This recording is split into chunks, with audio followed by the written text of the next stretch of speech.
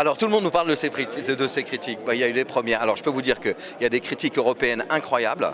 Il faudrait que les Français regardent un peu les critiques aussi européennes, allemandes, die Zeitung. Vous pouvez regarder, c'est super. Après, on a un peu l'habitude.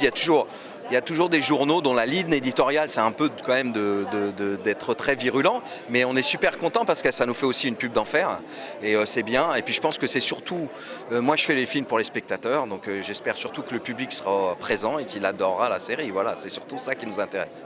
Excessive, très excessive. Ça vise d'autres choses. Enfin, je veux dire, c'est plus large que ça.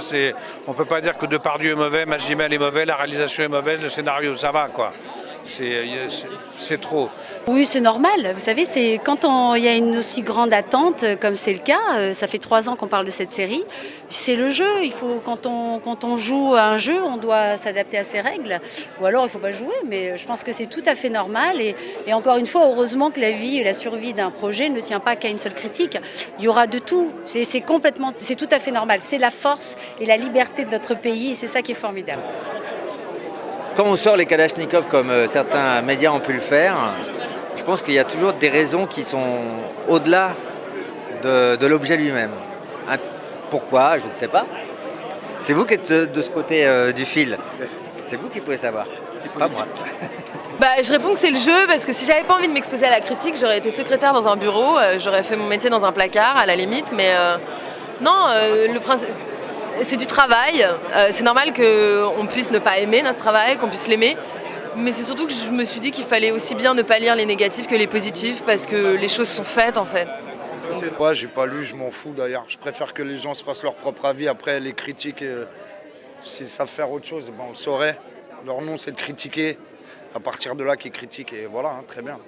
Je sais même pas pour les 3 quarts, je sais même pas s'ils les ont vus les épisodes. Donc à partir de là, chacun se fera son idée. Tout le monde a le droit de critiquer, mais leur nom c'est critique. Donc ils vont pas nous jeter des roses. À partir de là, on connaît les règles. Mais en fait, il y en a eu 2 des critiques virulentes. Je ne sais pas si vous avez vu les autres, peut-être que vous êtes concentrés sur celle-là, mais pour l'instant, on a plutôt été très très bien accueillis.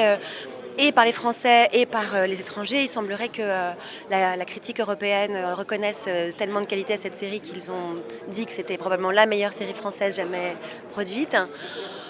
Voilà, moi je fais du cinéma depuis des années, ça m'est arrivé d'avoir des mauvaises critiques et des très très bonnes. Je trouve que c'est intéressant de prendre ce qui est intelligent dans ce que les gens peuvent dire des choses qu'ils n'ont pas aimées. Et je pense que ceux qui fabriquent la série sauront entendre ça, en tout cas dans la mesure où c'est nécessaire de le faire.